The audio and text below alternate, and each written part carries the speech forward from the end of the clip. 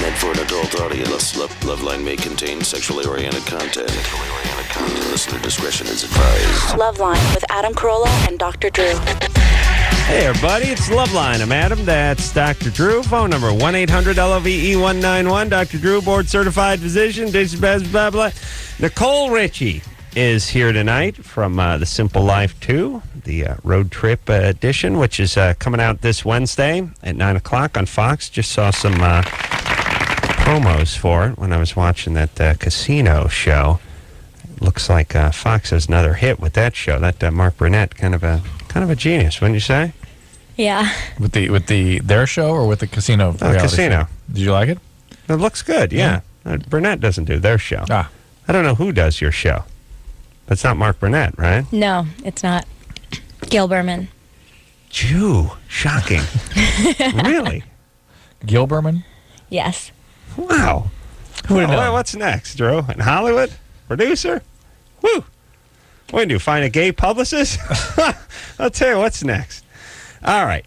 The Simple Life. Now, so here's what goes on. This year, they take it on the road, which is actually a good idea because last time you had to stay in that sort of farmhouse, and there are all sorts of hijinks, but on the road, it's endless, yes? Well, the first season, Paris and I are both busybodies, and we get very antsy. And the fact that not only do we have to stay in Arkansas the whole time, but we had to stay with that family, and we had all these rules and these curfews and stuff like that. I mean, there were points where during the day they just wouldn't let us go to the mall just because they just wanted us to sit there or whatever. Just because they're paying you. Well, just, I mean, they're the family just or the producers? The family was like, Dude, you guys just parents. need to, you guys just need to spend family time. You need to cool out here. Yeah. Wow. Just sit down and spend time with the family. Yeah, they really did. And I mean, I was 21, Paris is 22, and yeah, that wasn't gonna happen. That ship has sailed a long time ago. So, I mean, they should have got in on you guys when you were 11 and 12 years old. Now forget about it. How do you undo that? I mean, it's just it's an interesting question, which is if you're a child and the child is used to a certain lifestyle. Some call it a privilege. Some call it a little reckless at times, maybe a little irresponsible. Well, whatever it is, the kid is the captain of his own ship. The kid doesn't say, what do you want me to do tonight, Dad, or when's my curfew? The kid does. Once that kid does that, it's really hard to reel them back in. Well, if they're 14 and 15 and still growing, then that's fine. But, I mean, we're adults, and I haven't just... You're right. Had that kind of authority since I was 11 years old. So that was a little bit of a problem. It wasn't planned or anything. Confirming your point. So exactly. The Farmer John needed to get to you when you were wearing jammies with the flaps on. And I think you probably could change somebody if you hung on to them until their libido started falling at about 42. Yeah, no. What happens is people then change later. They find Jesus Christ, or they OD, or they have a couple divorces, or whatever it is. It way takes 2 later. decades. Yeah. Yeah. So if you don't, here's the moral of the story, parents. You got to catch your kid between 0 and maybe 12. You don't catch them between 0 and 12, then you got from 12 to maybe 42. That's right. And then somewhere around 42, they start slowing down a little. It's a tough 30 years sometimes in between. It's a big window. Could be. Tough parenting.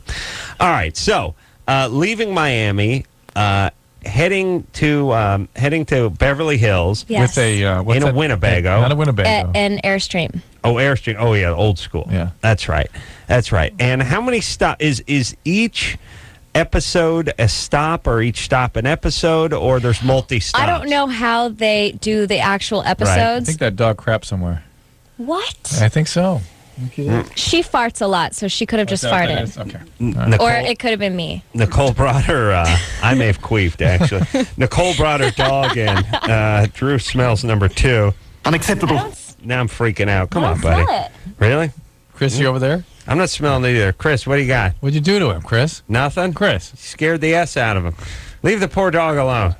What's the dog's name? Honey Child. Honey Child. Don't mind the big scary man who only gets $10 an hour and lives at home. Like the way I seamlessly weave that into almost every conversation. You didn't even see it. Even in Choctaw, you got that. Yeah, hey. All right. All right. So, all right. Drew, stop obsessing with the dog. She's farting. So, okay. Nicole and Paris leave Miami 12 episodes? How many episodes? I think it is 12. It's either 10 or 12. And the climactic episode is you landing in Beverly Hills. Yes. Yeah. Is it? And how long did it take to shoot the thing? 6 weeks. Is it a long 6 weeks or is it a fun 6 weeks? It was fun. It definitely was long. Because we're in an Airstream, there's no unpacking and stuff like that. And it was just really cramped because it was Paris, me, our 2 dogs. And also, obviously the audience doesn't see this, but there's a camera guy, there's a sound guy, and we're in like the smallest space. Let me just give this observation on the lap dogs. You guys are getting an early jump on those lap dogs because historically it was only like Zsa Zsa and Ava Gabor. That's 65 plus. Yeah, here's how lap dogs are supposed to work. After a good 65 years of living, you decide this dog is the most important thing in your life. It's usually after multiple divorces, and then eventually you get in a fist fight because they won't let you bring it on the airplane. But by then you're into your late 60s. Although it's been a new. Remember, we had Deborah Harry bring her. Were you here when she tried to bring her dog up? No. They didn't let her bring her dog? It was in the old building. I guess you weren't here. They didn't want to let the dog in? Yeah, there was a fist fight. Oh, really? Yeah. Yeah, well, this is what happens. What happens is you get attached to the lap dog. The lap dog just becomes, it's like your belly button or your nostril. It's exactly. Like, but she flies with me. She can fly. What about the person next to you, though? Like, what if someone's allergic to dogs? And how come I can't get any goddamn peanuts on a Southwest flight because some pussy called in and said their kid would go into anaphylactic shock if I open some peanuts? You're going to fly with your dog? I think the rule is if they're under 10 pounds. Yeah, whatever. If you're allergic, then you sit in another seat. We agree with you, by the way. Yeah. Well, no, hold on. Let me have a sidebar with Drew. Not about the dog, you idiot. I tell them to keep their goddamn dog at home. I understand, but take responsibility for your allergies, is what she's saying. We agree with that. I'm fine. Take an allergy pill. I'm fine with that. Sit in another seat. Yeah, okay. So, but you can't fly with a dog. You have to fly first class. Can you fly business class with a dog? I don't know about that, but I feel like you can. She's never flown business class. I've flown business class, but I can't. I haven't flown business class with the dog. I know maybe I'm dwelling on this too much, and then maybe there's certain things in life that confuse me. But the idea that you can't bring your toenail clippers on board, and you can't be trusted with an actual fork. You get a spork, but you're bringing your dog with you. This could be a terrorist. Yeah, the dog could be packed full of TNT. Who knows? No. You bring a medical slip with you saying this dog is certified to fly. Wow. Carry it in a purse. You have to. Carry the dog in a purse. You have to carry the dog in a purse, or some people have a dog carrier, but most people that fly something. Right. Something flexible though. Something, yeah. Right. And for landing and takeoff, they have to be under your seat, and then. The thing about lap dogs is if they're with their moms, they're just going to sleep. So it's not like they're barking or running around or anything. She's all good. It makes perfect sense, except for the part where they tell you, if you lit up a cigarette in the head, it would stop the plane and arrest you. You know what I mean? But Nicole's got her dog out. Yeah. Yeah? No? It seems rangy. It really is. It's like not sure what you can and can't do on the plane anymore. Yeah. All right. It's weird. And the whole thing with airports and planes in general is just if you got to ask, the answer is no. Right. It's just no. You just can't do it. That's you can't do anything. That's why the dog thing seems funny because they don't let you do anything.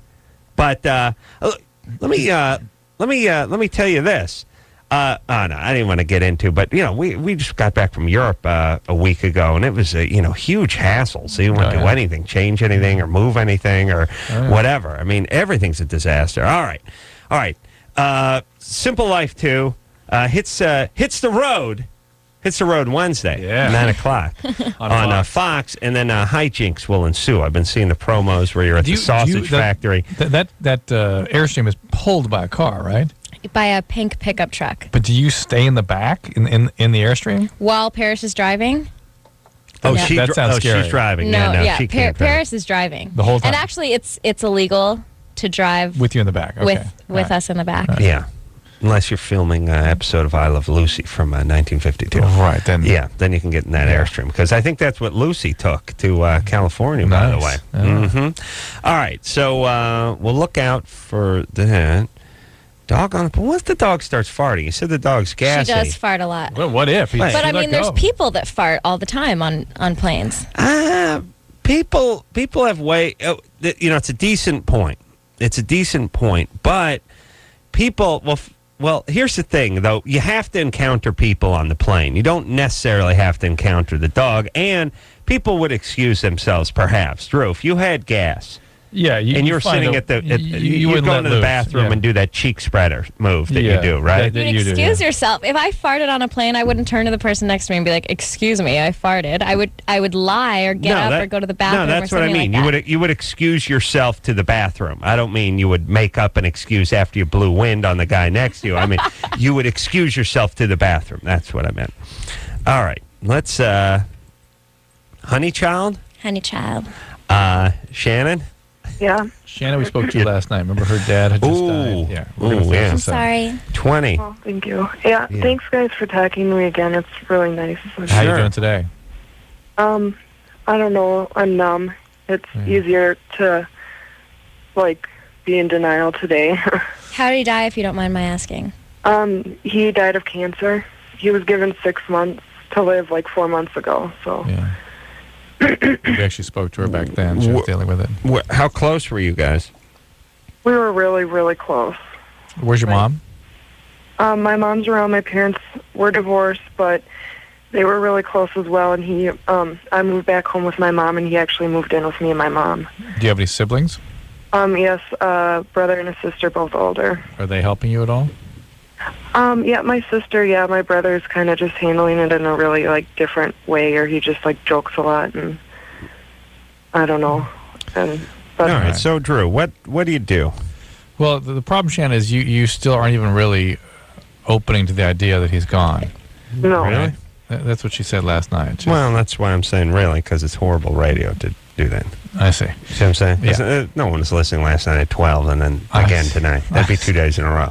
We have an every other day policy. And it's not horrible to explain exactly what that little exchange was about. Yeah, you want to listen. Here's the deal. You can listen Sunday, Tuesday, and Thursday, or you can go the Monday, Wednesday route. It's yeah. Yeah, that's how we break it up. Like a show. Otherwise, we got too many people listening. Yeah. What the hell's the dog doing with its tongue? What is that? Panting. Is that? Yeah, but it flattened out like a diving board and stuck right out. He did that on purpose. That was an attack. You see him giving the stink eye, Drew? He's got a stinky eye. All right, go ahead, Drew. So, Shannon, the first order of business is really letting yourself come to terms with this. And the only way that's going to happen is with the support of other people. Do you have enough support? I'm sorry, I can't hear you. What did you just say? Do you have other people to support you? I do, but I've just been kind of pushing him away. And how about the hospital? Any of the... Well, I mean, he was in a hospice program, and I don't know, they called today, but I didn't talk to him, and they just kind of wanted to know when the services was. There are usually bereavement groups through hospice you can get involved with. And you will find you're resisting it because you don't want to come to terms with it. And that's natural enough. All of the avoidance and resistance is all the fact that you want to stay in this place where you can sort of magically believe he's going to return or that he hasn't really gone. Yeah. That's not a healthy place to be. That is a place that will become very depressing rather quickly and potentially pathological. So to go to a bereavement group, get friends around you, just slowly kind of let it in bit by bit as you can tolerate. Let me ask you this. Yeah. How much of... we have this sort of theory that you recover from emotional trauma, sort of like you recover from physical trauma, which is, guys do that thing where they go, oh, man, if he wasn't in such great physical shape, he never would have survived that motorcycle accident. It's just that he was in phenomenal shape. Yeah. You know what I mean? So you're in good shape going into the accident. It helps you recover after the trauma. There's definitely something to that with mental issues, too, emotional issues. Right? Yeah. I mean, anybody is going to have grief in a period of mourning after the loss of a loved one. Yep. But if you're depressed already, you may go into a serious tailspin, Or if you have some conflicted issues about dad or some unfinished business, it can really become very acute. All right. Let's talk to Mark over here, who's 16. Hello? What's bogus? Bogus? Yeah, besides a bogus call already. How? I don't know. It was just the way you said hello. It was funny. The way you said hello. Sorry, I was on speakerphone. Liar, whore, you know it. All right, what's your question, Mark? Well, I heard you talking about sphegna, like that thing on your uncircumcised penis a long while ago. Sure. And I just like, I have it, and I just don't know. How can I get rid of it? You've got some debris. You gotta compressed air. You got What do you think? Scrub things out and keep it dry. Are you European? Yeah. How'd you know? Because most people that are uncircumcised are European. I hope so, because I don't understand the American that's uncircumcised. Yeah. Yeah. So you're European. So you can't get Oh, circumcised. he's not European. Yeah, you're not European. I heard you answer the phone. You're like, hello. Yeah, Mark's from Van Nuys. Why aren't you circumcised? Huh? Why aren't you circumcised? Listen, Well, I was born in Hungary, and then I moved to America. Where in Hungary? Budapest. No, you weren't. Hey, listen, a screw off like Mark would not know the name of Budapest unless he'd been born there. It's a pretty decent Not point. located in Hungary It does either. seem squirrely, though. In Budapest. All right, speak some Hungarian to me. Yo. I have to think, wait. What do you want to say? Sok szeretettel. All right. He's That means I Hungarian. like you a lot or something. All right. And I have one more What question. do you eat? What do you eat? You eat Hungarian food? No, I hate it. It tastes like crap, actually. What?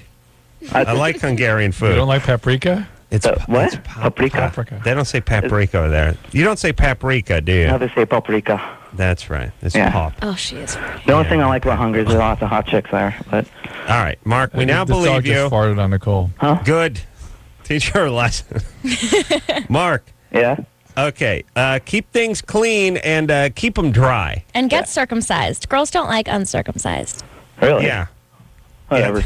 All right. All right. Or go back to your beloved Hungary and get yourself a nice hot Hungarian chick. Sure. But I have All right. Well, listen, I know he's Hungarian now. I believe him because you're right. Him actually naming a country and then naming a capital of a country is way out of the range of one of our callers who didn't actually live there. It and I think about this all the time. Like somebody could say, "Where are you from?" and you could easily name a country, and you could easily name a city in that country, or you could make up a name that we never heard of, because obviously we don't know every city that's in Hungary. We probably know two, you That's know? right.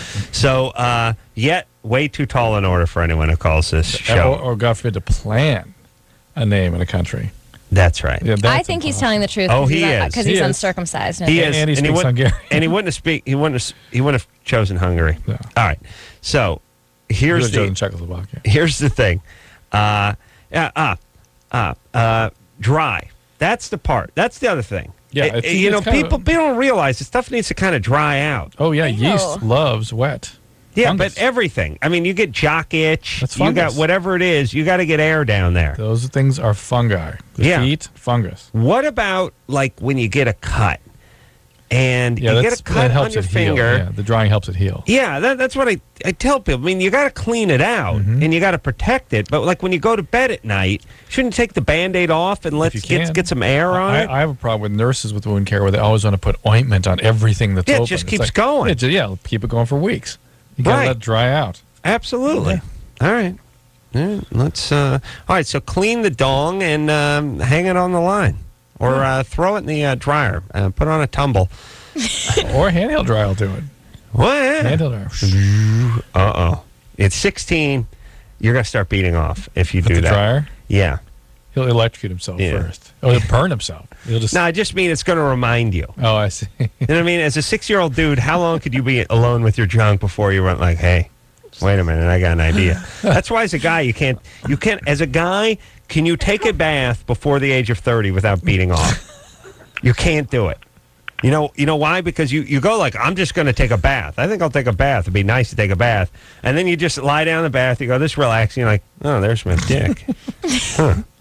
I don't know, I'm gonna light a candle and go, oh, look at it, it's kind of buoyant. All right, that's it, I'm beating off. Wait a minute. Don't wait until I'm done with the water. Screw it. I'm just beating off. I mean, right? How much time can you spend alone with your penis before it's time to beat off? 3.8 You got to have some jeans on. Shower's fine. You're doing, shit. You're busy. You're busy. Right. You know what I mean? Your hands are moving. Yes. It's an interesting indictment on your psychology that you have to be busy or you begin masturbating immediately, no matter what, especially if you're alone with your penis. Well, that's why I keep the pen in my left hand. Yeah. Because the second I put it down, the hand just slide right under the console. All right. Who are we talking to? Bridget? Yeah. Bridget. Hi. You're 23? Yes. What's up? I haven't had my period in almost 10 months now, and I've been having some symptoms of menopause, like night sweats and like hot flashes and no sex drive whatsoever. And I'm just wondering if it's possible for me to go through menopause at my age. No. It's possible to have ovarian function problems, but it's not menopause. Well, you're 23. There's some. You could have pituitary tumors. You could have thyroid conditions. There's all kinds of stuff that can go wrong, but it's not menopause. See, why haven't you gone to see the doctor? It's been 10 months. I had a bad experience my first time to the doctor. Hold on a second. There's got to be an abuse survivor. Something. Whenever you hear that bad excuse, bad experience excuse thing, it's always weird. And then the holding off for months and months, which has a medical problem. Yeah. Bridget sounds brittle. Bridget. Yeah. You sound way older than 23. Do I? Yeah, which really usually means you saw too much too early. Right. Were you forced to grow up early? Yeah. What happened? Bad family? Yeah, they're kind of... Oh, sorry. The S word. All right. Sorry. All right, Anderson will clean that up. But is your alcoholism? Yeah, my mom's an alcoholic, and... You had to take care of her? And I've been raising my younger siblings since I was 8. Yeah, so understand, though... See, that's old. I know. See, you're 8, you're raising somebody instead you're of... parentalized. Instead of screwing yourself. Yeah, parentalized. Screwing around. Yeah, that's what I... But any abuse other than that? Well, I was raped when I was 14. Yeah. And... That usually means there's some sexual abuse before that, though. Right. What happened before that? My step-grandfather did. All right, so every interaction you have with a male is going to feel like somebody trying to rape you. And look, the doctor's just trying to do their job. You need to get in there and get this taken care of. I know. Yeah, get taken care of. If you're having ovarian failure, you can end up with bone disease, all kinds of things, fertility problems. If this is a pituitary tumor, it can get out of hand. There's a lot of things that can go on here. Let's go ahead and get this taken care of, all right? Okay. All right. And how about a boatload of therapy for all the horrible abuse you've gone through? Yeah, I'm doing that. You are? I'm doing that. Yeah, okay. It's good, though. I've had my relationship, I've got a great relationship, and it was years on the 1st of June. So was what? Yeah. I've been with the man that I'm with 2 years. 6 What? years. How many years? 2 years? 6. 6 years? 6 years. Since you were 6. 17? Yep, on the 1st of June. How old is he? He's 47. 47. Oh. I know. That's all right. You're an old spirit. That's exactly the way I feel. Wait a minute. Hold on. Let's do some very uncomfortable math. He was 40, she was 17. 24 years. Yeah. Well, I'll be 24 in July. So I met him right before I turned 18. And he was 40 or 39. So. Yeah. God damn. Well, he's 47. Yeah. Oh, yeah. That's a guy. That's a guy I don't want to hang out with. No, he's a really... I don't even like being around myself. Yeah. Yeah, he's a great guy. He's a great guy. Yeah, he is a great guy. Yeah, sure. Yeah, he's no great guy, except for the pedophilia. No, he's great. So it's fantastic. Don't have children with him. He doesn't want to have children. Thank God. He doesn't want to have children and doesn't want to get married, so he thinks that he's holding me back. Oh, good. Well, it's good impulse. Break up with him. No. Yeah, he's a bad guy. Oh, I'm in love with him. Then again, Bridget shouldn't have kids. All right, good. Yeah, don't have kids. Just look, stay with him and stay with him. It's all right. It's all right. Actually, I should believe Bridget's doing some work. I do. Do your work, baby doll. And, I will. I hope your step-grandfather's dead and died in a horrible way. Yeah, he is. Actually, he died about 8 years ago, and I was pretty happy, but I don't know. I've talked about it a lot in therapy, and I've let it go. Good. As much as I can. Go take care of yourself medically. It's called oligomenorrhea or amenorrhea. It needs to be evaluated. It's not menopause. All right. So listen, everybody. You see what your voice will give away. It's all in the voice. Yeah. And how you make us feel. Yes. Yes. It's Immediately. Yeah. Here's because interesting. I actually read Super Bowl Boyfriend and in therapy. And I read sort of No Childhood. Yeah. And some abuse. Yeah. More Jello, please. The screen says 23, no sex drive, night sweats, hot flashes, menopause. That's in question mark. There's no abuse, there's no anything in there. And people always want to, they're always like, why do you make everyone abused? Yeah, we didn't make her abused. Her step-grandfather made her abused, and her alcoholic mom made her abused. We're just trying to get to it. She just made us feel it. She made us feel it, and when she made that crack about not wanting, having a bad experience at the doctor, then I knew. And sounding like a Vietnam nurse from she's 6 Tours of Duty. 23, for Christ's sake. All right, same age as Nicole Richie. No. 24? I'm 22. Oh, all right. How dare you? Close enough. Dare you? All right. Go on a break. All right, Nicole Richie here tonight. We'll take a quick break from The Simple Life, and we'll be right back. LoveLine will be right back. So get your problems ready. Every hour, 2 Americans under the age of 25 are infected with HIV. Hey, everybody, it's LoveLine. Madam, that's Dr. Drew. Nicole Richie is here tonight. The Simple Life 2 road trip is going to premiere June 16th at 9 p.m.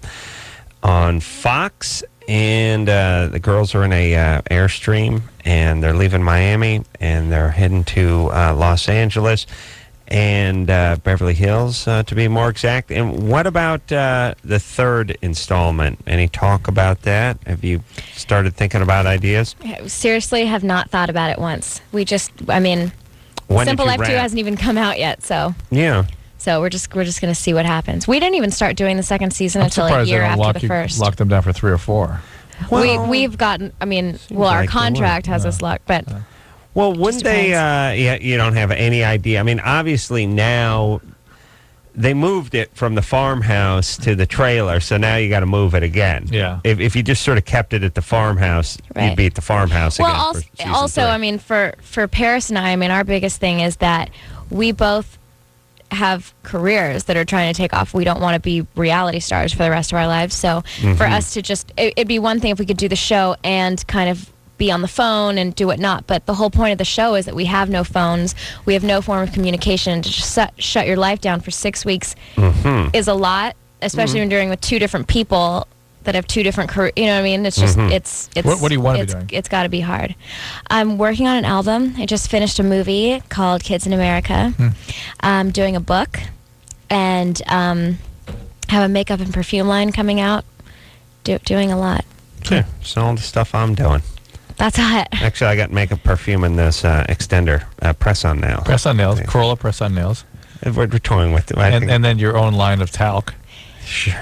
You should make a cologne line that smells like the way hell. you do after after you use skip rope. Yeah.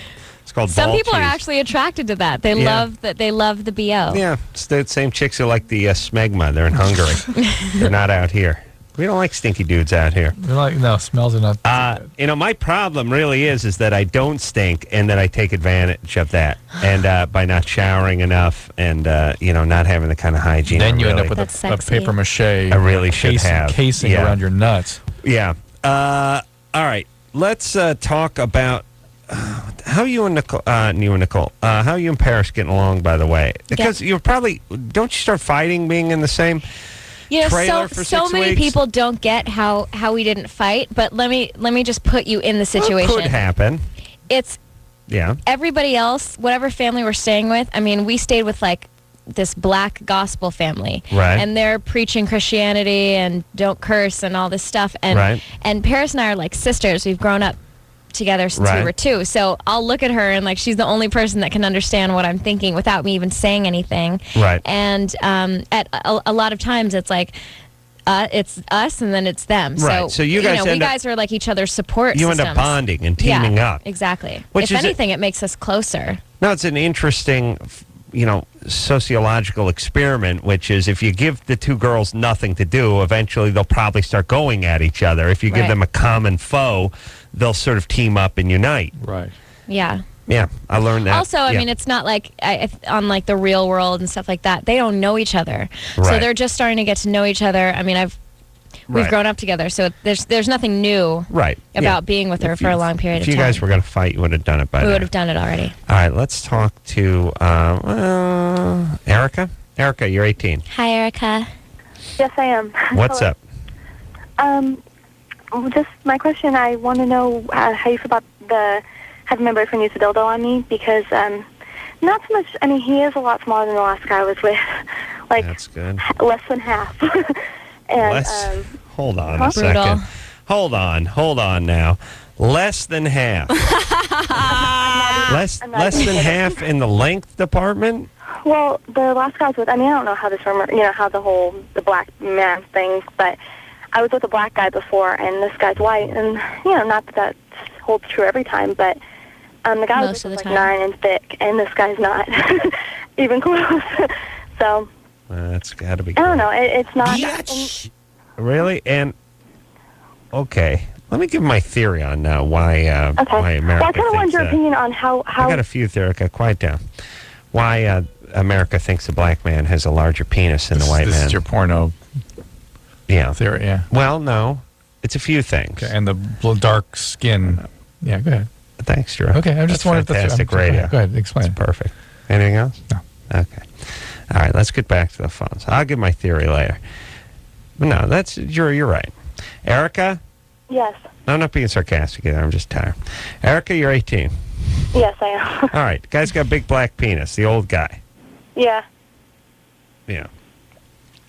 Can't you do exercises to tighten yourself? Me? Tighten myself, like Kegel exercises? You can do like quenching exercises, clenching exercises. Those are called Kegels, but that's not the problem. Kegel exercises isn't going to make his penis bigger, though. I mean, it doesn't stay up. All right. Look, is she just screwing with this guy? It really does sound like I had my ex-guy, he was black guy, he was twice as big. This guy's less than half as small. You're just about to launch into the fact that he has trouble sustaining an erection. You bring up a decent point, Nicole does, about the Kegel exercises. She knows what Kegel exercises are. Her reply is, that's not going to make his penis bigger. Yeah. Now, well, it'll make you feel it more. I mean, there's nothing you can do to make his penis bigger. Well, okay. Let me explain what's going on with Erica. I'm giving her a couple of choices. A, bogus, which means there's a guy standing nearby, because women are not bogus on their own. And 2, it's like dogs. There's no bad dogs. There's just bad owners. Right. You know what I'm saying? Yeah. There's no bad female callers. There's just bad boyfriends who stand next to them, put them up, making them do. It's like making them turn tricks, like an after-school special or something. Or secondly, she's just angry. Yeah. God, is she angry? So let's try to figure out which one it is. Erica? Adam, real quick. Remember, I called in before, and I was the one that had anal sex before vaginal sex. Well, that's most of our callers. Okay, well, most anyways, everyone who calls the show. But see, this is the first person I was with. My question originally was, though, would that hurt his feelings if I asked him to use a dildo on me? Because I like having things in me anyways, like objects, and I don't know if that would hurt his feelings, because he already knows the penis situation, and I think he's aware of, you know. Right. No, it would not hurt his... Hold on. It would not hurt his feelings. It would. No, hold on. Hurt feelings. We're not talking about hurt feelings. We're talking about freaking a guy out. Yeah, we're talking about a guy thinking you're nuts. And but it's a dildo, though. I mean, I've heard callers call him before. And no. Look. What other objects are you sticking inside of you? Well, when I first started, when I first started masturbating and stuff, I've used various things, but I always put condoms on stuff because I've never been able to buy a dildo. But like what? For a while, I used an ice cream scoop. How old were you when they started all this? I don't know. I've been listening to you guys way too long. I mean, not just the show, not because of the show, but I think I've been masturbating probably since I was various forms of it since, I don't know, maybe since I was 12, maybe 11. Do you have a single mom?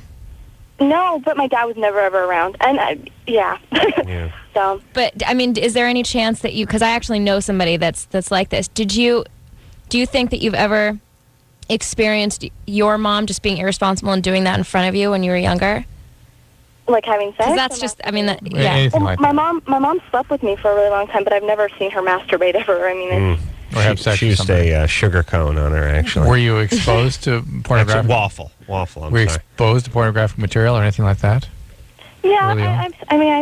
I saw stuff when I was younger, flipping through channels accidentally with my cousins and stuff. But you know what? I had a little friend when I was younger, and I've always wanted to call in about this. But we used to do stuff. We'd play mommy, daddy, and there you pretend to go. get pregnant. But we would take our clothes off and rub on each other. But that was when we were like 4 and 5 and 6, and. But I thought that was, I didn't All know right. that was just Erica, normal. where's your dad, by the way? Well, we've had this discussion before. My dad lives in Riverside. Ooh. I know you don't remember me. But, my dad wasn't really around. He's a workaholic, and he was never there through my childhood. I see him now every now and then, but... Hold on a second. So, Erica's a wild combination of things. First, she lives in Riverside, which is horrible. I don't even like, if I'm driving through Riverside, I roll the windows up. I could smoke a cigar in a Mini Cooper. I would roll the windows up if I was driving through Riverside. It's that dicey. Number one. Number two, she's intelligent. There's no doubt about it. High intelligence. Doesn't mean she's not effed up, just high intelligence. And it's weird that her dad was not around, not because he was strung out on meth and in and out of the joint, because he's a workaholic. Yeah. And it's weird. I mean, not weird, creepy weird, but just start to make sense that she got his intelligence, but she never got his love. And so she's kind of screwed up, but she's sort of smart at the same time. She also, I think, got his bipolar disorder. Yeah. Now, what the hell is he doing in Riverside? What's your dad doing in Riverside? My dad actually, he owns an auto parts store in Colton. I hope, yeah. Is Colton in Riverside? Did Drew, no, it's like San Bernardino-ish, All I right. think. Did Drew say What? something about bipolar? Yeah.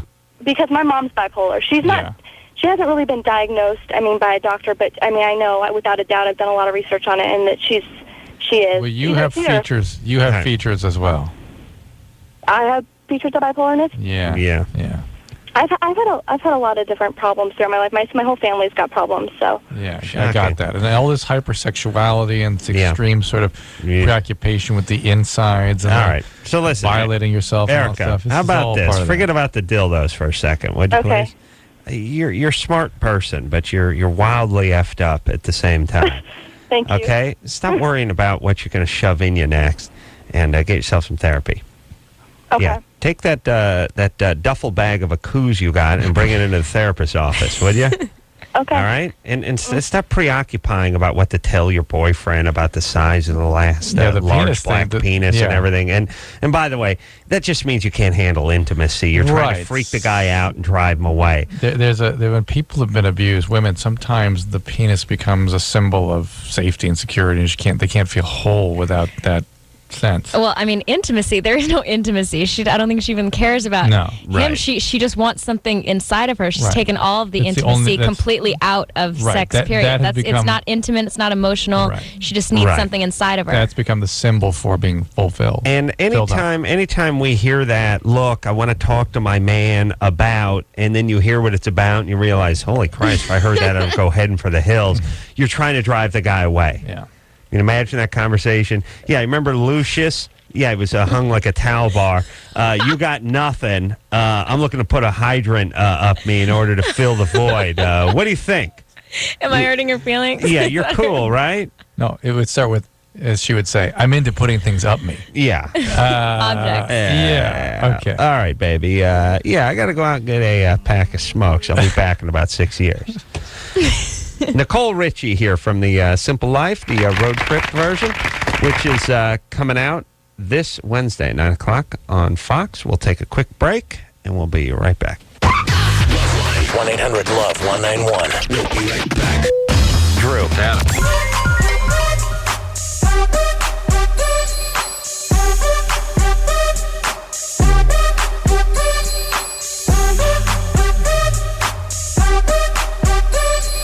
There, buddy. It's LoveLine. I'm Adam. That's Dr. Drew. Phone number 1-800-LOVE-191. Nicole Richie is here tonight. The Simple Life 2 road trip is coming to a TV near you this Wednesday at 9 o'clock on Fox. And we should try a little Germany or Florida. It's been a long time, yes? Yes. All right. Here's how the game is played. All bizarre stories come out of either Germany or Florida. You call in, you tell us the bizarre story. We tell you either Germany or Florida. Germany or Florida. I think that's our theme. Who was that? I forget. Oh, that's Andy Dick. Now, do the real theme, Anderson, because it's powerful. It's moving. Too much sun and Nazis. Oh. Things are sick and twisted from too much sun and Nazis. Sex, meth, and death fetishes. Both of them have got these. Guaranteed not to bore ya. Germany or Florida. Zach? Yeah. You're 13? Yeah. That's hot. Yeah. Yeah, okay. Before I say anything, can I just tell Nicole that my friend Cole loves you? That's sexy. How old is he? He just turned 13. That's really hot. 13. Yeah. Oh, hold on. There's nothing worse than a 13-year-old kid named Cole. He's hot. You know, he knows it. Look at that 13-year-old knows he's hot. There's some like hot guy names, like Cole. Yeah, Cole's It's one of those a like hot- cool names. Yeah, Cole. You got some fat kid with frizzy hair. Are No. you kidding me? Cole is a hot name. Cole's a hot kid name. Yeah.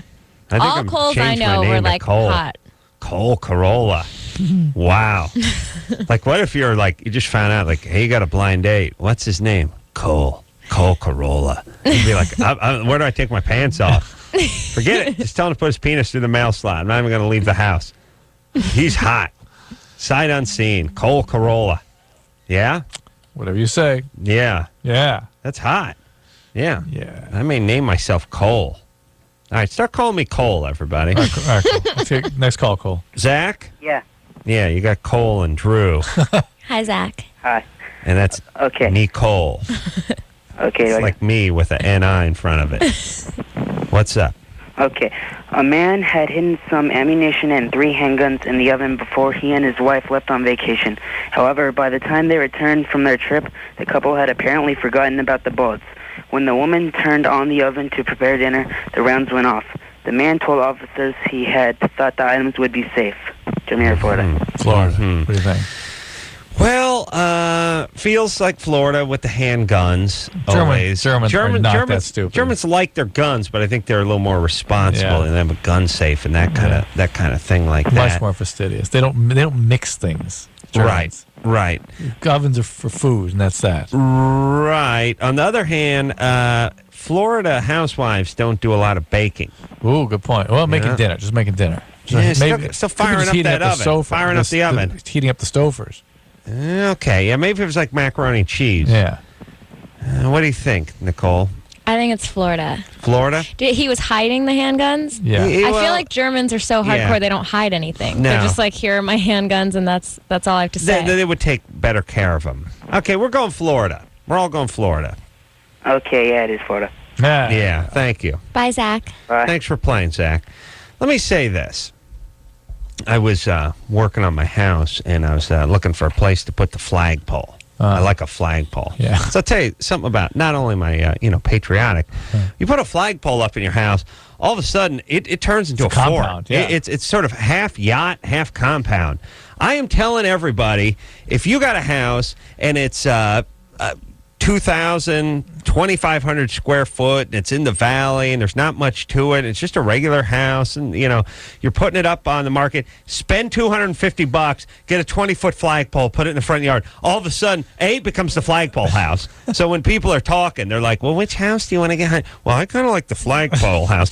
B, it's patriotic, and C, that $250 will add $175,000 to the price of the house. Now, keep in mind, out here, it's $1 million for nothing. Yeah. But the flag, it's so much more substantial. It's like, whoa, it's a library. It's some sort of public office or something the guy has.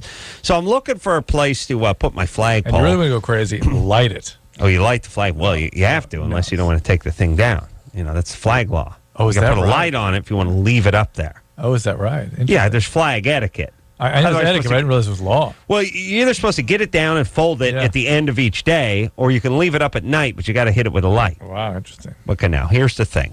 Now, here's what I'm trying to figure out. I thought for I thought for a second, if I fly that Confederate flag, no one will laugh with me. Because I put the American flag up, then I put the Confederate flag underneath it, and everybody drives by and knows I got a gun. Because think about this. What percentage of guys who have a Confederate flag shown somewhere on the outside of their house got a gun on the inside of the house? Well, the thing about what percentage? 90. Okay, 90, and the 10% that don't either hawked it, it's in the pawn shop, or it was wrestled away from them. But the Confederate by flag an ATF guy is a big sign saying "F with me." Yeah. Okay. Now, come out from my house. Now this is an interesting point. Yeah. So I don't fly the Confederate flag, even though I like the message it sends that I got a gun and I'm cleaning it. I mean, and not only got a gun, I got a shotgun. Yeah. Is that one? Now you run the "Don't tread on me" sign. Little snake. None of the racist ramifications, but it still says I got a gun. You know what I'm saying? Yeah, I hear you. I like it. Now, it says I got a gun and it's in a safe, though. The Confederate one says I got a gun and it's on my belly while I passed out. Yeah. You know what? It saw it off. As a musket. That's right. Nicole Richie, not a lot of thoughts on the flag, huh? No. Nicole Richie's here. You know what the Confederate flag looks like? Yeah. All right, I think I said fag. That's hot. Good show. All right, we'll take a quick break. We'll be right back. All right, guys, here's the deal. Looking to hook up? Call the Dateline. Sick of wasting time with the wrong person? Call the Dateline. One call's all you need to make. Call the Dateline. 1-877-889-DATE. You know what I'm saying out there? Adam and Dr. Drew will be right back on LoveLine. This hour You're listening to Live 105.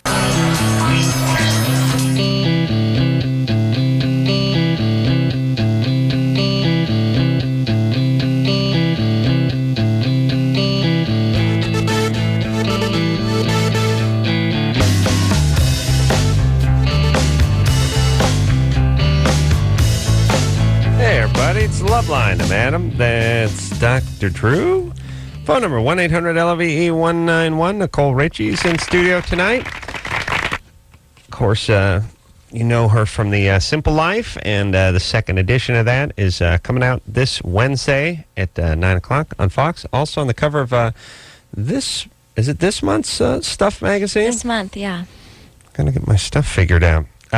She's looking very fetching, showing a little cleavage, I might add.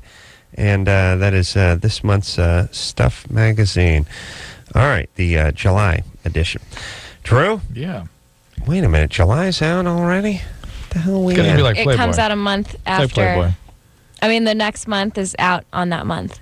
Really? Right at the beginning of the month? At the beginning, every magazine's like that. Oh, they are? They come out monthly, yeah. It used to just be Playboy, didn't it, Drew? Am I making this up? Stuff is following in Playboy's footsteps, right? Yeah, but other monthly magazines don't come out a month early, or do they? Yeah. They Vogue, Bazaar, Elle. all come Fashion out. type do? magazines. Oh, fashion type ones do? It's the news ones that don't. But what about the Utney Reader? 6 months ahead. 6 months? Yeah. All right. Drew? Yeah, I'm looking to see if the Sunoco thing's in this, man. All right. No. Yeah, I was. I know you are. But that's not. It's not. All right. All right. And we don't explain everything on the show. Liz, Yes. you're 18? Yes. What's up? Well, I'm in a relationship with someone, also 18, and he has sort of a thing for sleeping with boys. Not young boys, boys our age. But he says he's not gay, and, he wants to spend the rest of his life with me, and, I'm all for him getting it out of his system, but am I just, making a fool out of myself and wasting my time? Well, let me just say you straight on concepts. There's no such thing as getting men-on-male sex out of your system. No. That does not happen. But he has sex with me, and he, No, but Well, he's clearly bisexual.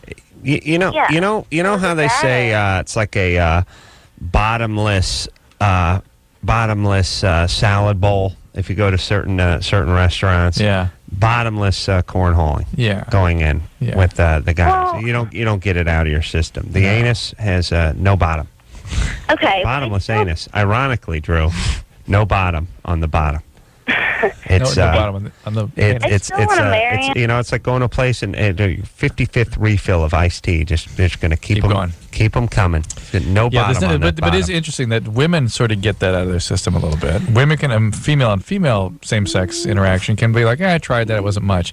Male on male, that's a commitment. Always going to be there. Yeah, I mean, a guy could be persuaded into something or be loaded and have something bad happen, but if he's into sleeping with boys, as you put it, that is gay.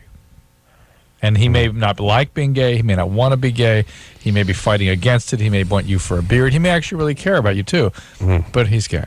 Yeah, well, look, either But if way. I'm still- Okay, hold on. It smacks of something up with him, and it smacks of something up with you in a big way. It was her desperation. So I don't care what's up with him, but what's up with you? Here, I'm going to give you two choices. Victim of abuse or fat? Not fat. Well, then you got abused. I've got the whole, like, father complex, looking. My dad was never around. He's a big jerk. Looking for somebody to latch on to, I guess. All right. Well, why don't you find someone who likes ladies? But you're trying to latch on to somebody who's not available just like Dad. But, we have, like, a relationship. It's just, like, a very, very odd one. It's not real. It's not a mess. substantial. It's a distance. Am I just, like, Yes. Do you get jealous when you see him checking out other guys? Sometimes, but not really. Like, I'm cool if he wants to go have sex with boys, because there's some things I can just not do for him, What if, like, okay, let's say that you want to go to a movie. Really? Hold on. What can't you do for him? You got a mouth, I you got an obviously ass. don't have the paraphernalia to satisfy him. Is that restricted to put it affect? nicely. Yeah. What Right? do you need? A strap on, you mean? I mean... Well, I wouldn't even want to do that, and he doesn't want me to do that with him. He wants to have... She's like a Liz, drum. She's Liz, tightening down. I hate to sound like a broken record, and I know the problem with this show is everyone says, everyone just calls in, they have a question, and then we turn it on them and tell them to get some therapy. But, Liz, you're a mess. And this guy's a train wreck. And this relationship is a travesty. We both got over, like, heroin addiction, and that sucks. Who's the heroin addict? Wait. Who's the heroin He addict? asked about that, too. Wait a minute. He is? Yeah, he's being a jerk about it. No. Was he a heroin addict? Yeah, we both were. Oh, okay. Was he, is that how he got started on sleeping with boys, is because he would please men to get free heroin? No, nothing, no. Here's the deal. Here's what this is. He was sexually abused by a male growing up. Yeah. He screwed I with don't think so. Yeah. I guarantee you. He's a Hoosier. He's Liz, look, he's just guarantee a it. happy-go-lucky bisexual junkie. Yeah. Exactly. Please. And so he got strung out on heroin as part of the trauma issues. You're a heroin addict whose recovery is not doing well at all. Let me explore her recovery a little bit. Supportive. Like, I go to the methadone clinic. So you're on He methadone. went to jail. You're on methadone. Are you still on methadone? Yes. All right. How long have you been on methadone? Just about a month. I That's did the it, like, voice. a while back, like, last Really? year. Yeah. And it worked, but then I was an idiot and, started using again. You've First been on off- it for a month. Shouldn't you be getting off of it by, Doing a little detox. like 30 days? You should be close to over, yeah? No, that's not how the program works. The one I'm going to, like, I myself, like, last time I was on it for about 2 or 3 months, detox myself. There are people there that have been going for, like, 10 years. I don't intend to be one of them. Yes, but if Like, you I go if you're every gonna other listen, day now instead of every listen, other, instead of every day. Liz, I'm working my way off. Liz. Yeah. I'm not like being. I was a heroin addict. I'm not like Right. saying. I'm just Go, saying girl. after 30 days You should be off. of being on methadone, you're gonna get methadone is an opiate. Right, it's addictive. I know, and they do like There are now other drugs to get off of heroin. or something, but they're not too big on that. I Now guess listen, they want. it's the- Listen. Hey, Liz. Yes. All right. Well, first off, I think I owe you an apology. You are wrong. She's not. I was all wrong about you kids. Okay. I'm now changing my bet. Please do not get pregnant. I did. Oh, you did. Are you pregnant right now? By my boyfriend, by a 35-year-old man, and it wasn't quite consensual sex.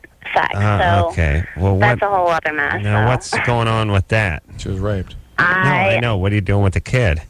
I had an abortion. Oh, okay. Good. We're gonna send Didn't you really out want a, to, we're gonna send you out a but that windbreaker. would have been like, goat baby. I'm perfect. Okay, Liz, look, I don't trust this guy. I feel bad for him. I'm sure he was a victim. Everyone's strung out on heroin. Everyone's a mess. Everyone's bisexual. This is a disaster. We're clean now. I mean, Everything's No, great. you're not. You're on methadone. Okay. You're not clean if you're on methadone. well, he isn't, and he's giving me. All right. Look, here's my whole point, everybody. Here's what I'm saying.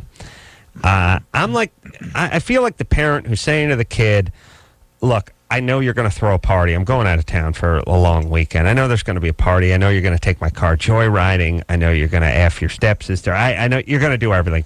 Please just don't burn the house to the ground. Please let me just come back to a disgusting mess and a couple of cops, but please don't let me come back to just smoldering ashes. Like, I had some thoughts. You start your way with, I'd like the kid to go to a good college, and eventually just work your way down to, could you not kill yourself and repopulate the planet with other screwballs before you go to the grave?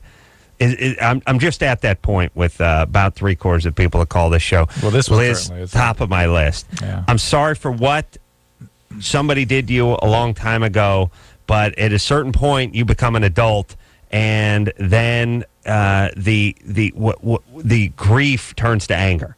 It's like, I felt sorry for you when you're a kid, and now I'm angry at you because this life that you're carrying on and all the denial you're in. Oh, we got a relationship. We're looking at getting married. Everything's great. He's a great guy. He just steps out with the fellas every once in a while. And let me say this, too, at the risk of getting preachy. Things don't exist in a vacuum. We say this all the time. It's like, hey, they're a great young couple. Everything's fine. They're looking toward marriage. They have their hopes and dreams. I'm hearing a Carpenter song in the background. Only thing is he likes to step out and get a little funky with the fellas just every once in a while, but then I welcome him back with open arms. And we just got off of heroin. Well, but that's the point. The point is everyone wants you to believe that we do these strange, bizarre behaviors, and then everything else is perfect. And then as soon as you scratch beneath the surface, you just get that first coat of paint, and everything is just atrophied right under it. Yeah. Well, Liz, you're not capable of making any decisions right now, period, because you don't have a clear head. And I'm obviously you're not on heroin anymore, but you are on methadone. Your head's not clear, and you're just incapable of making any decisions whatsoever. I guarantee you that if you were clean, you probably would not think it's as okay as you do right now.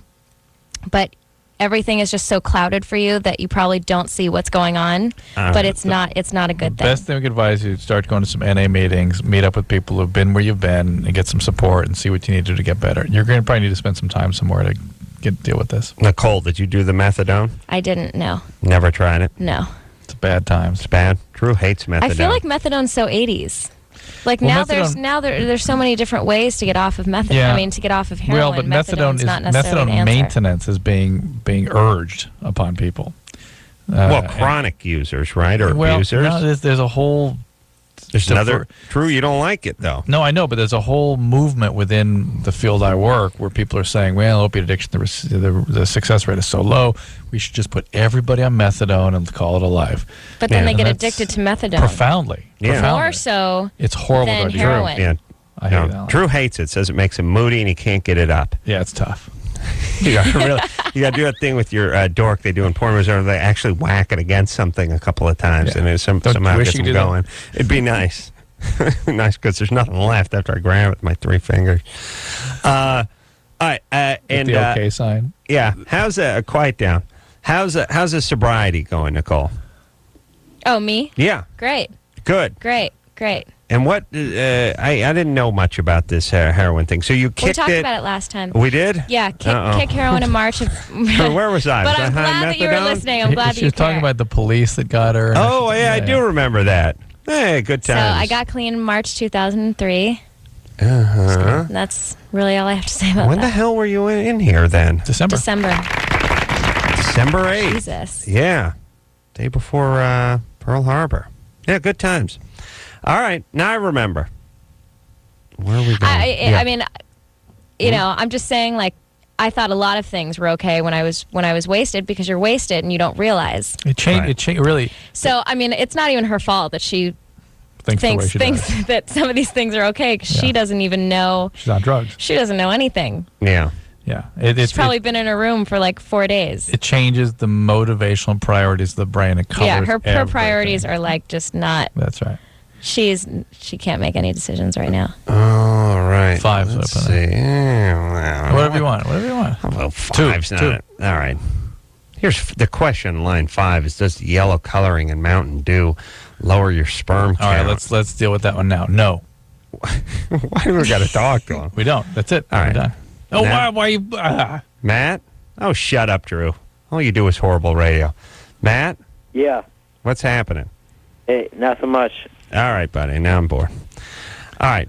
Not two. I don't want to say anything bad about Mountain Dew because I got yelled at last time I called it Nectar of the Tards. But please, people, what are we thinking? Remember that? Oh, yeah. That was bad times. Pepsi. Want me to cut that? Pepsi owns Mountain Dew. Yeah. Yeah. You got to do that, Dew. All right. Actually, I like the Spy versus Spy commercials they're coming up with. Yeah, actually, those are clever. Doesn't change the product, but one day I'm going to. I'll tell you what I'm going to do. Rule the world. Everybody, I'm not going to talk about Mountain Dew, but I'll just replace it with Sunny Delight. And if you want to think Mountain Dew while I'm saying Sunny Delight, that's up to you. I love Sunny Delight. All right. Well, now I got nothing to say. Really? I really do love Sunny Delight. Sunny D. I love it. Hey, you like the corn syrup and the orange coloring It's in so place of the amazing. orange, huh? I love it. How about orange juice? I like orange juice. But you love I hate Sunny D. grape juice. Oh, really? Yes. You've tried the purple and the yellow kind, the white kind? The white. Yeah, I did. You hate grape juice. I don't like grape juice or you grape hate soda. The purple. Yeah, but what about just a Welch's purple grape juice? No. But you do like the Sunny D. Love Sunny D. All right, so let me get this straight. Do not like the purple Welch's delightful, delectable, delicious Welch's nectar grape of the gods grape juice. No. But enjoy the synthetic taste of Sunny D. I love it. I don't think of it as orange juice. I think of it as Sunny Delight. Good. You got to stay away. Special. You got to stay away from things that say "drink" on it. Now, here's what I'm guessing. Spread. Here's what I'm guessing. Spread's bad too, unless it's on a video box.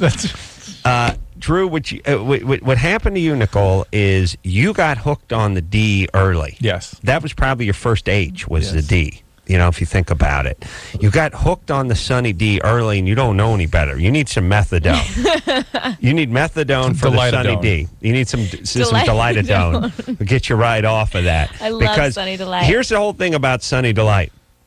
If you don't get weaned on, or if you don't get a steady, if it's like one shot of breast milk, one shot of Sunny D, if you don't get it early and often, and you hit that stuff about 19, you spit it right in the person's face who handed you the glass. You're like, what the hell's this? This is an insult. You'll slap them with a white glove. You must have got on it as a kid. Why don't you? I did. I love. My favorite part was the commercials when they're like all dirty and they're like, "Hey, mom," and they have grape soda next to it, and they like swipe the grape soda, soda to the side. They're like, "You got Sunny D," and the mom's like, "Oh, kids," and it's like, "La la la, Sunny D." Yeah, I know that worked. It's so great. Let's replace Worked. Kool-Aid for this whole discussion.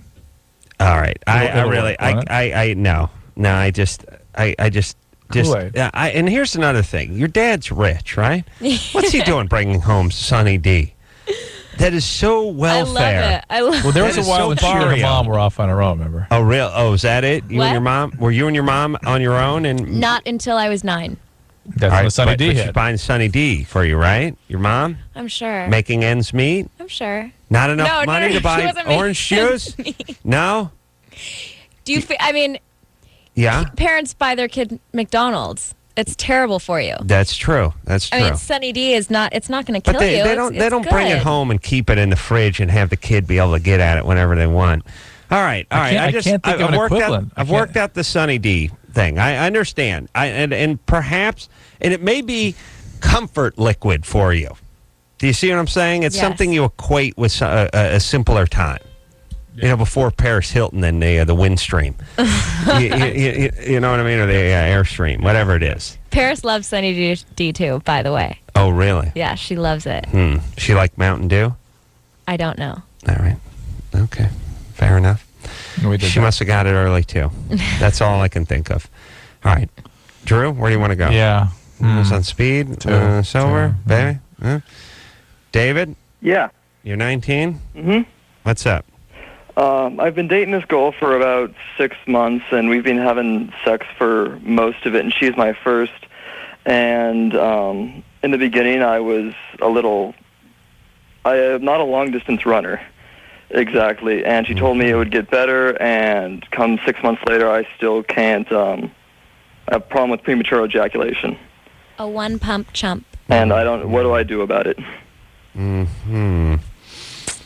Well, let's talk genetics for a second and what we can't do about it. And it's really not much. Here's the whole thing, everybody. You get a hand dealt to you, and that's about it. And we make a career out of trying, and people, including ourselves, are guilty of this. You have a career telling people they can change and giving them advice. It really doesn't make any difference at all. If you're a one pump chump, as Nicole would say, if you're lucky, you get to 2.5 pumps. That's doing good for you. You're never going to change that much. There's no exercises or anything. There's antidepressants you can go on. Yeah, serotonin reuptake inhibitors will prolong things, but really it's more about learning to deal with how you are, which means maybe masturbating beforehand or something. Figuring things out. Nothing's going to do anything. You got to kind of enjoy it and see if you can get a round 2 out of your penis. Yeah, I guess it's not exactly what I was hoping to hear, but I can make the best Drew, of it. Hold on. You pointing at the side of your mouth is a weird oral... You talking about oral sex? Yes. The side of your mouth is creepy, Drew. Okay. And Drew gave me the and what about this? And he points to the crack where his upper and lower lip meet. It's kind of weird. Like I thought I had a piece of asparagus or something stuck to my... What do you want? Yeah, side of the mouth. Yeah. Now, Drew, stick your tongue out and go when you do the... It's a lady present. You do your point to the side. All right, so, you can give oral sex, and, Nicole, you stop me if I'm wrong. If a guy doesn't have much stamina in the sack, all will be forgiven with some good oral sex, yes? Yes. Uh-oh. No? Resounding yes. No? It's going to help, isn't it? Let me give you a hypothetical. Some women don't like this. Some have to... Hold on. Do you not like it? No, I don't mind it, but that does not take the place of... Yeah. It doesn't take the place of having sex. I mean, it just doesn't. No, it does not. But talk to your girlfriends about this. Drew's got some ideas. All right, we got to get in it. But hold on, can't you No, you hold on, Missy. We're not done talking about oral sex. You are not a huge fan of it. I'm not. You're not saying I'm it's not bad. Opposed to it. Not opposed to it, but not a huge fan. Not a big fan. Some and guys are this way too. There's some guys who like a nice BJ, guys like myself, and then there are guys like Drew. Not a big. No, I'm not kidding. He's a man of such passion that he can't eat the salad. He wants to get to the main course. Well, they're two completely different things. Having sex and having oral sex, it's not the same. Night and day. They don't feel the same way. So, I mean, I'm not going to compare the two because they're different. Well, you don't have to compare one to the other, but you can enjoy them both separately. Some people enjoy one much more. I do enjoy them both separately. But let's say, because Drew, and stop me if I'm wrong here. You, on a scale of 1 to 10, you would give intercourse a 10, and you would give oral, that is receiving oral, a 3. A 5. 3.5. 3.5. Because you would be thinking about your 10. Yeah. The whole time. Yeah. You'd be like, when am I going to get some? Oh, yeah. Right? So it's almost distracting in a certain way. So, okay, let's just call it a 4 or 5. Okay. All right, now where are you, Nicole? I would give intercourse a 10. Right. I would give oral sex a 4.5, 5. 4. You guys make a good make a good couple. All right, so that's you. Now the reason Drew doesn't enjoy it is because he's a man of such exquisite passion that he is thinking about his 10 the whole time he's receiving his 4. And when you're thinking about your 10 while the 4 is going on, surely you're not going to enjoy the 4 that much. I mean, it's just such a hankering for it, such a carnivorous sexual appetite that he can't enjoy the starter course. Now, would that be the same for you? Yeah, plus also, I mean, I feel like certain guys like Drew, don't care about the fact that, okay, so your penis is in a girl's mouth. Like, I think it's more about the idea that, like, oh, that's so wrong, or that's so, like, naughty. And it's just, it's not, I mean, that's not how I think of when I'm with a guy. I'm not like, oh, I want it to be, like, naughty and wrong. You and I had this conversation before. Like, I couldn't register that. Remember that? Well, that ooh, you know, do you know what I mean? Well, hold on a second. Hold on. Wait, now, I just want to make sure I'm not confused, and we got to go to break. But don't worry, we're going to pick this up by the soda machine. In fact, we should take a break right now. All right, but I just want to make sure I'm clear on one thing. Chris getting agitated. Let's go back. Nicole, you got to blow a little steam off, buddy? His face is like bright red. Nicole, you're talking about you receiving oral sex, and Drew, both of you receiving. Right. And she's saying the whole thing, she thinks the people that are so into the oral are into it because it's a little naughty or something. And that stuff doesn't register. But Nicole, when you were saying that, you kind of spun it around to a guy. We're just talking about you. I'm saying both. Okay. All right, because there's no real naughty connotation really the other way with the guy on the girl, or quite as naughty. All right, take a break. All right, because we have more questions here. Nicole Richie here tonight, and we'll take a quick break. We'll be right back. Hello, this is your radio. LoveLine will be right back. Drew. Yeah. What are women most attracted to? Confident guys. That's right. You can't buy that confidence. At least you couldn't until now. What do we got? You got Axe deodorant body spray.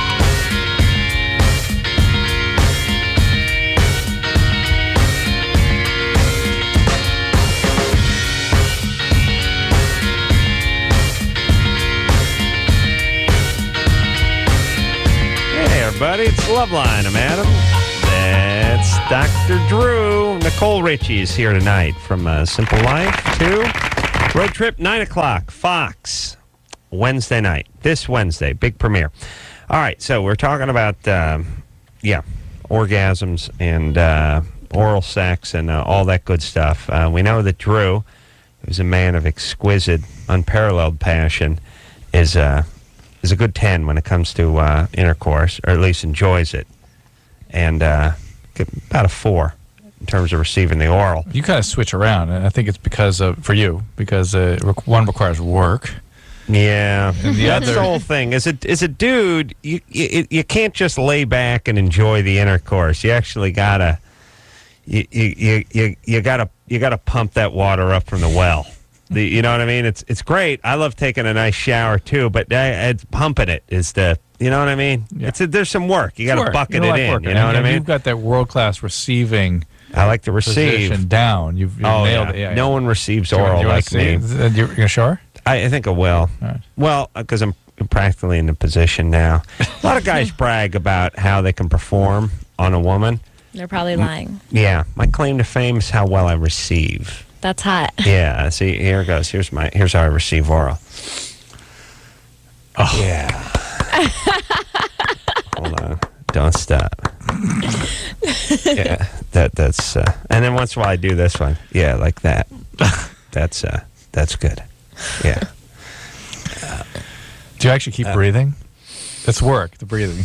Yeah, it's tough. I mean, it seems like you're going to absolute suspended animation. Yeah, well, what I do is I go like this. Like, I'll go, all right, no, nothing. I try to get my heart to stop. No blinking. Like a yogi. No cellular respiration. Yeah, nothing. Right. Yeah, nothing. No oxidative metabolism. And I'll go, stops. Yeah, so I'll just let all my air out, and then I'll stop for a few seconds, and I'll have to gasp for more. Okay. All right.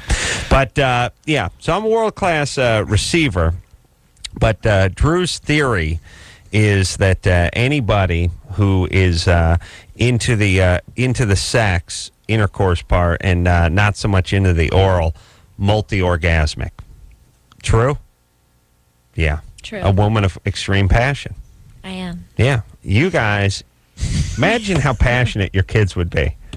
You know what I mean? I mean, not on each other, for Christ's sake, but in general. You know what I'm saying? Yeah. Drew may already have run the risk of having 3 very passionate children. Let's hope the girl dodged a passion bullet. Yeah, it'd be good. Yeah, Drew as a father doesn't like to think about the passion of the young daughter, but the passion of the sons, Drew. I mean, obviously they're going to be a chip off the passion block. Yes, we'll see. So, Nicole, so Drew's theory is right that if you enjoy the intercourse and you're lukewarm on the oral, you are multi-orgasmic and a woman of extreme passion. Yes. Yes. Yeah, that's good, and it's nice. It's nice as a guy because there's nothing worse than feeling like you got to pry an orgasm out of a woman.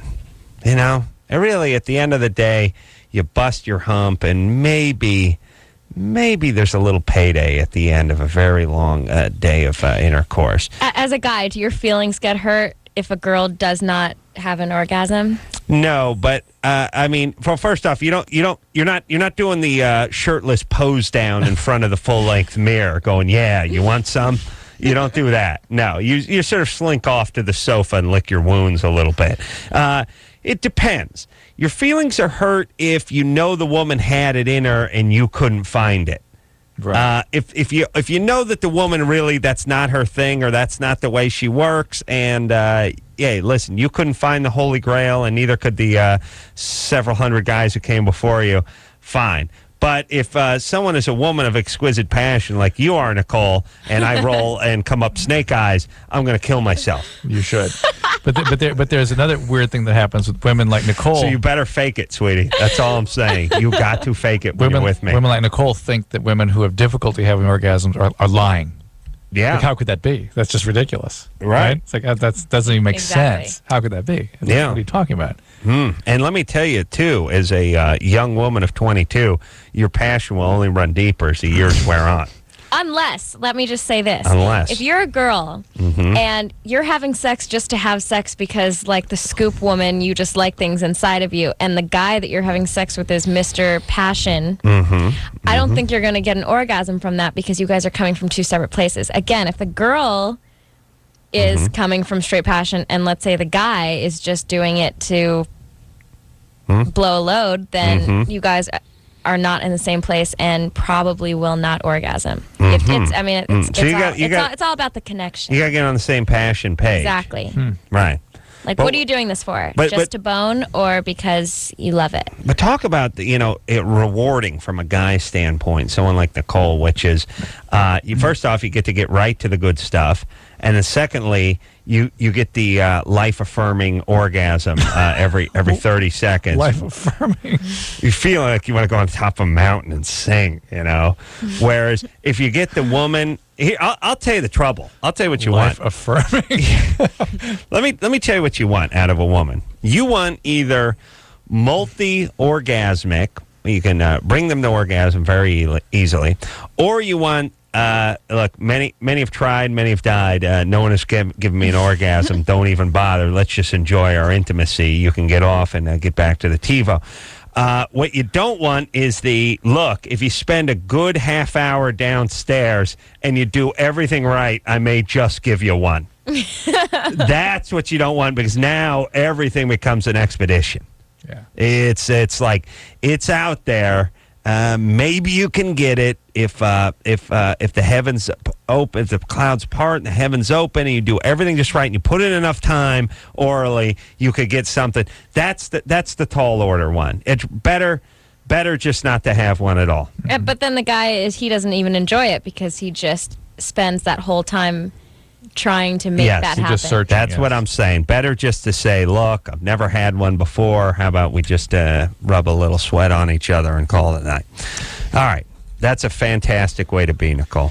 Thank you. Would you mind if... just once. Just once. I'd like to hook up with one of them. If His Royal Highness, I think that's how he likes to be called, Thundercloud would help me out with this next call. Oh, no, Drew. Oh, come on. No, I'm too tired. Come on. And I'm disappointed.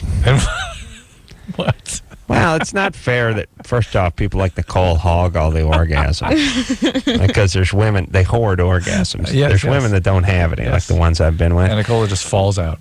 Her just drop down, drop out. It's like a fruit that knows no season. Some people are just like perennial. Can I tell you something? I actually can't sit on cold floors without having to know, because I get an orgasm.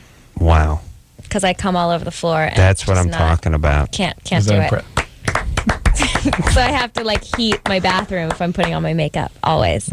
Do you sit on your bathroom floor when you put your makeup on? Yeah. Oh, you do? Yeah. I mean, that's just because Oh, I'm really? closer to the mirror. And How low does that mirror go? it's a Full length. I mean, my whole bathroom, the wall is. Oh, really? I mean, it's not like a huge bathroom, but Right. Sexy. instead of leaning over the counter, it's Yeah. closer for me, so I sit on the floor. Mm-hmm. Mm-hmm. But I have Really? Coldness. cold Really? floors. Wow. I it's usually heat or movement or motion or something. We talk to women who get it at the gym if they're doing some crunches. Yeah, a spin class. Spinning class will do it. Spinning class will do it. Yeah. That's why you got to bring your own seat. 'Cause otherwise you get the orgasm seat the chick had before. If spinning class will do it, sometimes women just driving will do it. They drive a standard shift, just pushing a clutch in, a little vibration. The vibration right on a never buzz. did it It's to the me, muscles, but you know the what? muscle I have a high contraction. tolerance because, and a lot of girls do this, they carry their phones while they're driving their phones or their pagers in between their legs. And they vibrate? And it vibrates, and it's not a sexual thing. It's just your phone's ringing, and you can't hear it because the music's loud. So like the vibrating dildo thing has Yeah. never No. sounded interesting to me at all. Really? Because it's like, The well, cold that's like a bathroom floor. phone. They had to do a dildo pager that ironically rung. It didn't vibrate. Very ironic. All right. So, woman of exquisite passion. So much passion that her passion ends up on the bathroom floor when she's doing her makeup. She actually has to throw a yoga tarp down in order to put her makeup on. No, so not just to explode when with you turn passion. on like a certain light in my bathroom, Mhm. the heater automatically comes on with the light because Yeah. it's just a given. Yeah, I like that. Yeah, I got one of them hot bulbs. It's like you're in the fry rack at the McDonald's, but it's nice. All right. Wow. You see what you learn on the show? Jen, Yes. you're 20? Yes. Guy, I'm 22. a guy went limp on you during sex? Yeah. Brutal. It was the first time we were being intimate, and his bed was making noise, and his roommate was home. So he said, "Let's stand up." And right when he stood up, he lost his direction. And his roommate was in another room? Yeah. Nearby. Mm-hmm. Yeah. Nearby. And was he wearing a condom? Yes. Some guys lose it when the And whole he process. said that that's never happened to him before. Yeah, that's always a nice move. Yeah, and it's weird because as a guy, you really want to make excuses. Like, I mean, your first impulse is to be like, hey, I'm not that guy. Is what you're trying to He's clearly not going say, to tell you this happens all the time. right? Except for they don't realize they're making it worse because as a chick, they're like, so I'm the only guy. Yeah, so it's my fault. It's my fault. I yeah, took it offensively. And by the way, it's very easy for guys to say, "Hey, listen, I was really into this. I'm nervous. I just was so overwhelmed in the moment." I think the best answer is if you can pull it off with a straight face as a guy who this happens to is you excite me so much. That's what I'm saying. I got nervous. I'm nervous, yeah. Yeah. I mean, I really I'm wanted. I was agreeing so with you. excited about this, and Yeah. Well, isn't it very easy? I mean, even if you just get up and take like a 3-second break, it's just easy to kind of lose that. You're just not in the moment. depends on the anymore. guy. No. Yeah. Well, and also though, that depends on the condoms. guy. He was having sex with you with the condom and then pulled it out. Yeah. Yeah, sometimes the condom, what's weird is guys will lose it putting the condom on sometimes. Also, the condom is weird. Like once it's like a tampon. It's like pulling the tampon out and putting it back in again or something. It's weird to pull it out with the condom on, move around a little and then go back down with the condom. Maybe. I think that let's just blame it on the condom. Let's blame it on the nerves. Well, and yeah. we were going at it for about 20 minutes, and we moved around a couple times. Mm-mm. And he Well, did also- pull it out and then put it back in. Also, he's a guy, I mean, he's kind of up in his head a little bit if he's worried about what the roommate is listening to and you're not. Yeah. You know what I mean? That's more sort of the chick's territory. Mm-hmm. You know what I'm saying? Like, think about a guy who's sort of freaked out about what his roommate might hear in the throes just of nervous passion. guy, anxious Drew, as a guy. man of exquisite passion, you blocked out everything, right? What? Drew's like, look, you know when a shark attacks and its eyes roll back, that membrane goes over? Drew had one that went over his ears. Over my head. Over his entire head, a thin membrane that blocked out the outside world.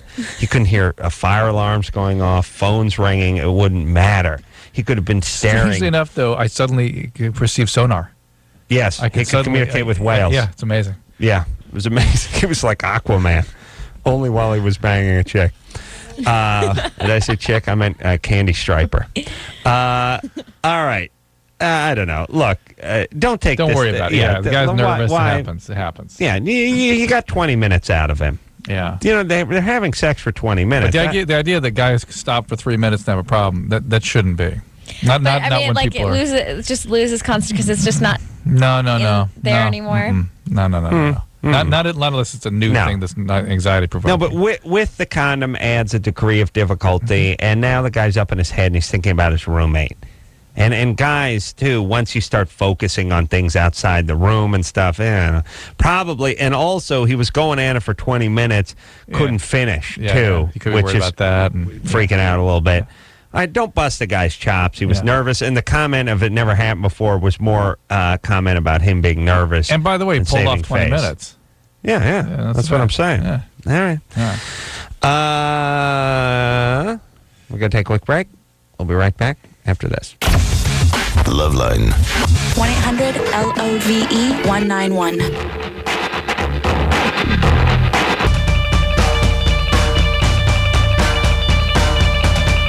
Hey, everybody.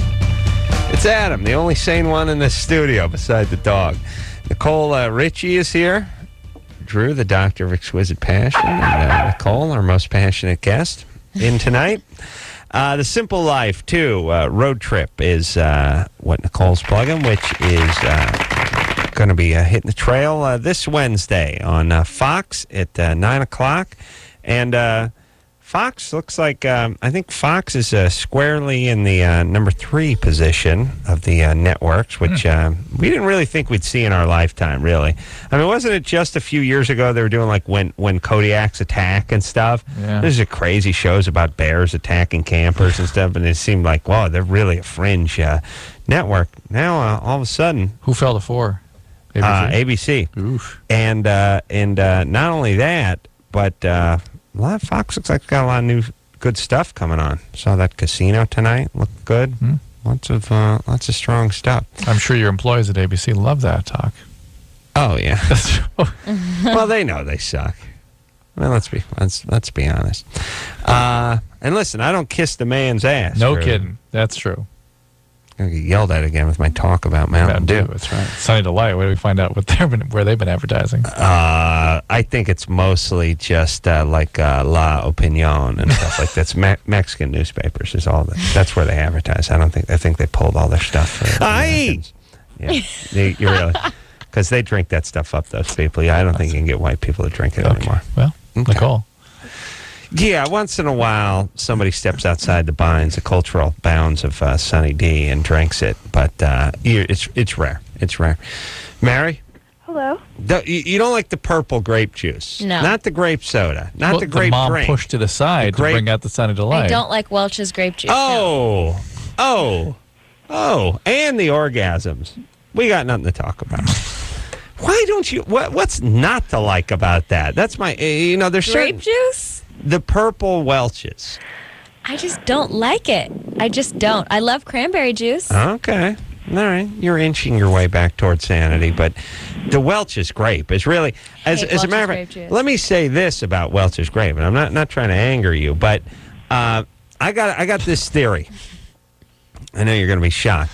Here's my theory. You got something to say? I'm shocked. My theory is, and everybody, please, just go to that place where you agree with me for a second. Just open your hearts and your minds.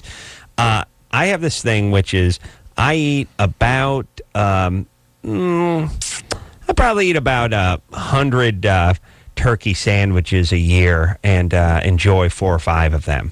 Meanwhile, I eat almost no egg salad, but I actually do enjoy it better. Okay. I would never order an egg salad. I would never go to a restaurant and order an egg salad sandwich. I would never go to a deli and order an egg salad sandwich. But if someone made me a good egg salad sandwich, I would enjoy it. And I would almost always enjoy it over the turkey, yet I eat 100 turkeys for every one egg salad. Okay. I feel the same way about Welch's grape juice. I never drink them, but I enjoy it and would enjoy it if you gave it to me. You drink a Diet Coke, I drink an orange juice, I drink whatever. But if you got me one of the little bottles of Welch's, I would gobble it up That's gleefully. how I feel about Sunny Delight. Never drink it, but if You never drink it? if I had one right here You're happy. and you had another soda and Sunny Right. Delight, Mhm. I would definitely choose the Sunny Delight. Right. Well, it's a superior drink because it comes in a plastic bottle, and that's how you know. Sunny Delight and the Airstream kind of go together. Sunny Delight is very Airstream. Yeah. It's novelty. Here's the thing. The Novelty Airstream trailer, it's really, Sunny D goes with the ones that were less from the 50s, more from the 70s with the fake wood paneling and the bad burnt orange carpet. Yeah, it's got a little more hillbilly in it than that. That Airstream, that's a little more Americana. And somehow Sunny Delight and floor wax goes together in my head. Yeah, because the floor wax tastes better. Now, Drew, Welch's? Yeah, I like Welch's. Big fan? Egg salad? Yeah. All right, buddy. You're back. You're back. How's it feel? Enjoy it. It's not going to last. Who was I talking to? Mary? No. Where was I talking? Four? I was talking to Janet. Janet? Yeah? You're 14? Mhm. All right. Your dad hit you until age 11. Yeah. Now you have a personality disorder? Well, I was wondering if you're traumatized diabetes, do you always end up with one? That's an interesting question. Not always. Okay. That some people have a certain amount of resiliency, and if they have good, what's called attachment to a primary caretaker early on, and have a certain amount of genetic endowment, they can withstand an awful lot. But trauma is what we call something that is at the core of psychopathogenesis, personality disorder. And is your dad still around? Yeah. And does he still hit you? Not really. He pushed me around, though. He pushes you around. Where's your mom? They're together. Yeah. Does he hit her as well? No. All right. So he's not abusive to her as far as you know, although God knows what he's done in the past. Is he an alcoholic? No. No. Does this sober? Yeah. All right. Well, can you get a little help for your problem? Somebody talk to at school, maybe? I don't think so, because, they'd probably take me away, right? No, not necessarily. Not if you're saying he's not doing it now and you just have some things you want to talk about in relation to the past and having trouble dealing. That's something you can go and talk to somebody about, okay? Okay. Thank you. I All love right. you. Take care of yourself, would you, baby doll? Okay. Thank you. Eat some of that egg salad and drink some of that Welch's purple grape. Or Sunny Delight. Inexplicable. Nicole Richie, not a fan of that. We're going to take ourselves a quick break. We'll be right back after this. All right, guys, here's the deal. Looking to hook up? Call the Dateline. Sick of wasting time with the wrong person? Call the Dateline. One call's all you need to make. Call the Dateline. 1-877-889-DATE. You know what I'm saying out there? Adam and Dr. Drew will be right back on LoveLine. This hour brought to you.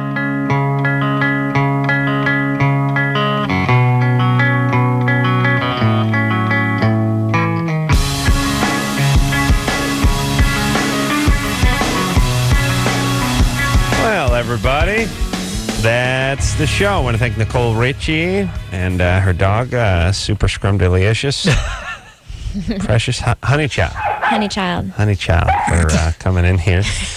And, that'd be a good name for a dog, right? Yeah, it'd be perfect.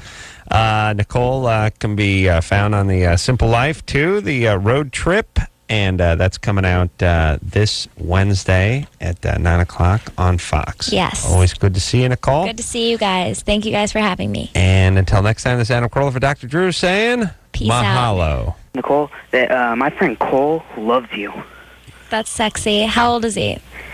He just turned 13. That's really hot. This has been LoveLine.